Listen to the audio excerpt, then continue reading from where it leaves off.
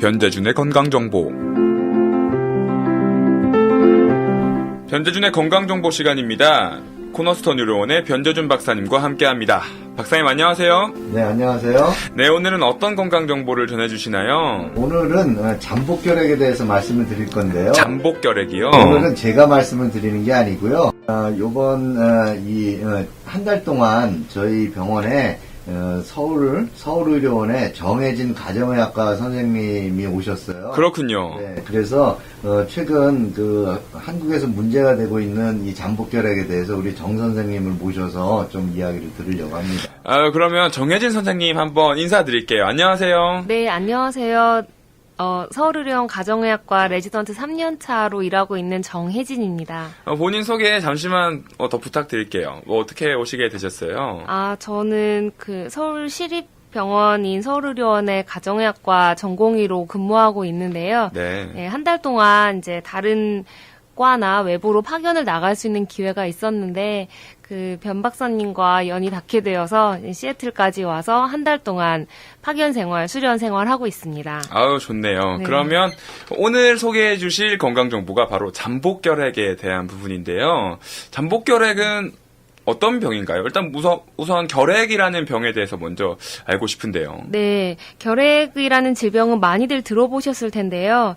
이제 결핵이라는 것은 활동성 결핵 환자가 기침을 하거나 재채기 같은 증상이 있을 때 그 안에 있던 결핵균이 포함된 미세한 침방울이 공기 중으로 이렇게 튀었을 때 수분은 증발해버리고 결핵균만 공중에 남아있다가 이제 주변 사람들이 숨을 들이마실 때 함께 그 결핵균이 폐 속으로 들어가서 감염이 돼서 발병을 하게 되면 이제 결핵에 걸렸다라고 주로 말을 합니다. 그렇군요.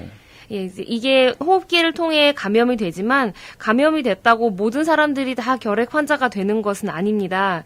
결핵균이 몸 안에 들어와도 감염이 되어도 면역력이 정상인 상태에서는 이 병이 발병하지 않고 면역 체계가 이 결핵균을 이겨서 건강한 생활을 할 수가 있습니다. 그러면 면역이 떨어졌을 때 이제 발병이 되는 거겠네요. 예, 주로 좀 그런 경우가 많이 있지만 네. 단순하게 그렇게는 설명은 되지는 않는 편이지만 그렇게 이해를 하시면 네. 예, 되실 것 같습니다. 그렇겠네요.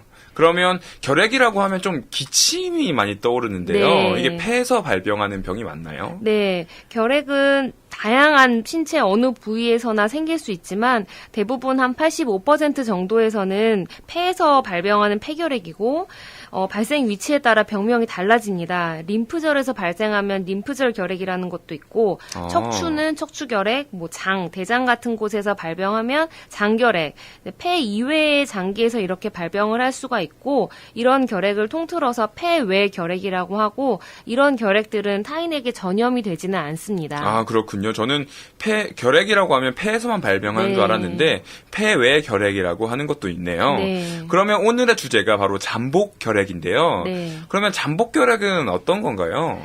잠복결핵은 이제 잠복이 숨어 있다는 말인 것처럼 결핵균이 우리 몸 안에 잠복 상태로 있을 때 잠복결핵이라고 하는데요. 네. 이제 한번 예를 들어보면 활동성 결핵 환자라고 우리가 저희 액티브 TB라고 말하는 그런 환자가 있을 때 증상을 보여서 주위에 한 100명 정도의 접촉자를 가지게 된다고 가정을 해보면 네. 그 중에서 한 70명 정도는 결핵균이 들어와도 내 몸의 면역 상태가 균을 제거해서 감염이 되지 않는 상태고 한 30명 정도가 감염이 된다고 합니다.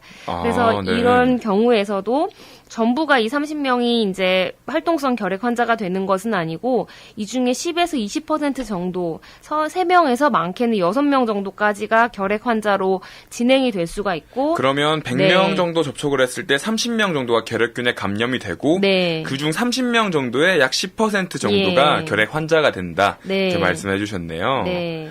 그러면 이제 잠복결핵이니까요. 네. 잠복이 된 뒤에 어느 정도 뒤에 발병이 되나요? 그래서 이 결핵 환자가 아까 감염된 것의 10% 정도가 결핵 환자가 된다고 했는데 네. 이들이 이제 감염이 된 즉시 증상이 나타내는 경우도 있지만 그렇다기보다 한 절반 정도는 1, 2년 사이에 발병을 하고 나머지 절반은 잠복 상태로 있다가 나중에 재활성화가 되어서 균이 재활성화되어서 발병을 하게 되는데 그렇군요. 예, 이런 상태를 잠복 결핵이라고 합니다. 그 퍼센트는 잠복결핵이 상태인 환자들이 일생 동안에 5에서 한 10% 정도가 재활성화돼서 발병인 이제 활성화 결핵으로 발병이 된다고 알려져 있습니다. 아, 이게 신기하네요. 그러면 제 몸에도 균이 있을 수 있는 거네요. 그러면. 예, 검사를 해보시면 네. 혹시나 알게 되실 수도 있습니다. 아, 그렇군요. 네. 그러면 잠복결핵에서 활동성 결핵으로 바뀐 게 결핵이 재활성화 네. 되었다 이렇게 하면 그러면 이 재활성화되는 상황은 어떤 대표적인 상황이 있을까요? 네, 그 잠복결핵이라는 거를 한 번 더 말씀드리면 결핵균에 감염이 되었지만 균이 폐 안에 숨어 있어서 외부로 배출이 되지는 않는 상태이고 우리 면역계와 대치가 돼서 증식이 되지 않는 상태라고 보시면 됩니다. 다른 사람에게 전파도 되지 않고 증상도 없고 흉부 엑스레이 검사상에서도 다 정상인 경우가 나옵니다. 근데 이렇게 숨어 있다가 활동성 결핵으로 진행하게 되는 경우는 대부분 뭐 면역력이 억제되는 상황에서 많이 발생한다고 알려져 있습니다. 네. 이제 대표적인 것이 HIV 이제 양성인 에이즈의 오랫동안 가지고 있는 상태나 아하, 면역 네. 억제제를 복용하시는 분들 아니면 투석이 필요한 만성 신부전 환자분들 암의 과거력이 있었던 분들 같은 경우가 대표적입니다. 그렇군요. 그러면 초반 도입부에서 말씀해 주셨다시피 한국이 좀 잠복결핵 결핵 유병률이 높다고 알려져 있는데요. 네. 그러면 잠복결핵 검사를 한국에서 좀 많이 해야 할 것 같은데. 네, 그래서 잠복결핵과 관련된 가이드라인이 있습니다. 그렇군요. 그래서 이 잠복결핵의 진단의 원칙은 이 검사를 했을 때 결과가 양성일 때 치료가 필요한 환자들에게 검사를 한다라고 되어 있고 그런 경우는 크게 두 가지입니다. 첫 번째는 이제 감염력이 있는 활동성 결핵 환자와 직접 접촉해서 결핵에 감염될 위험이 큰 환자들, 그러니까 환자의 가족이나 간병인 아니면 결핵 환자를 많이 보는 의료인에 해당이 되고요. 네. 두 번째는 잠복결핵이 있는 환자에서 기존의 병력, 아까 좀 전에 말씀드렸던 면역이 억제되는 상황으로 인해 활동성 결핵으로 진행할 위험이 큰 아까 같은 경우들의 환자들에 대해서는 이제 잠복결핵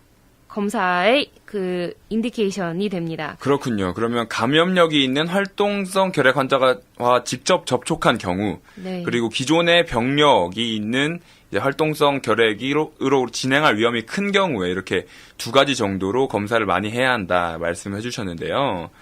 그러면 이 잠복결핵에 대한 진단은 어떻게 해야 할까요? 네. 잠복결핵 진단 방법은 크게 두 가지가 있는데요. 이제 첫 번째로는 제가 이제 코너스톤 의료원에서 많이 본 경우인데 네. 미국 이민 신체 검사에서 모든 대상자들에게 잠복결핵을 검사하고 있었습니다.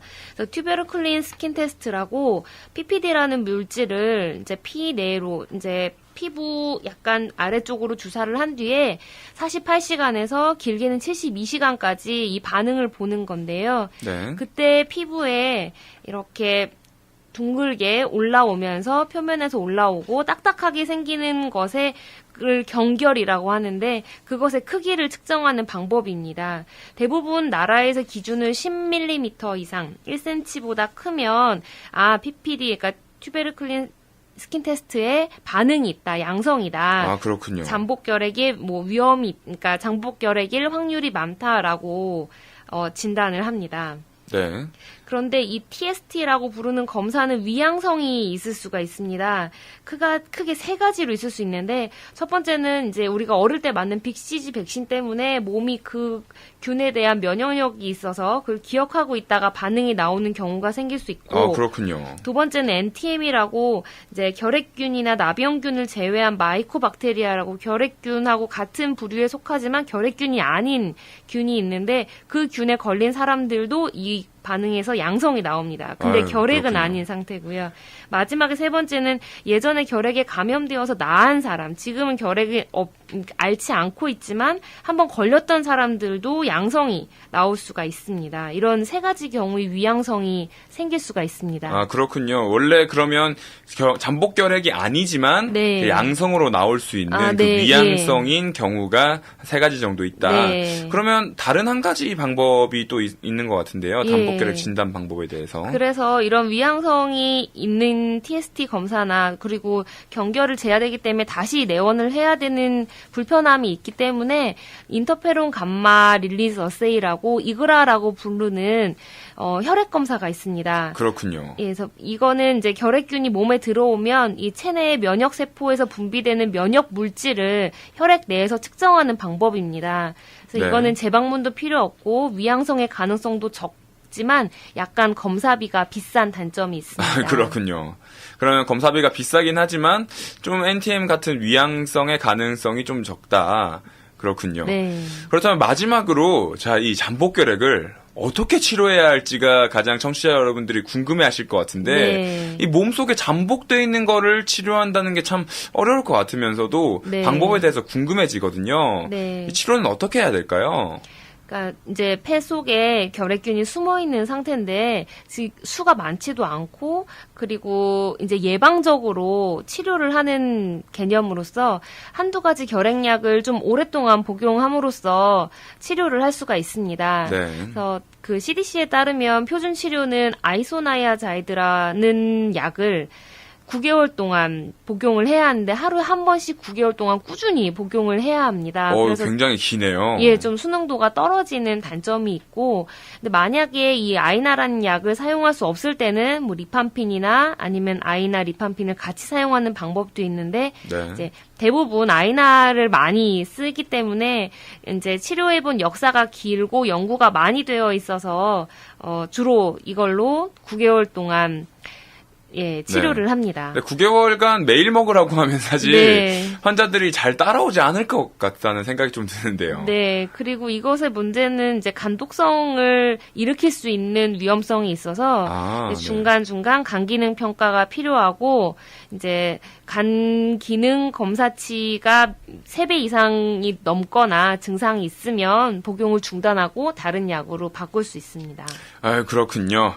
오늘 변재준의 건강정보 시간은 잠복결핵에 대해서 알아봤습니다. 결핵이 무엇인지, 잠복결핵이 무엇인지, 그리고 그 치료 방법에 대해서 알아봤습니다.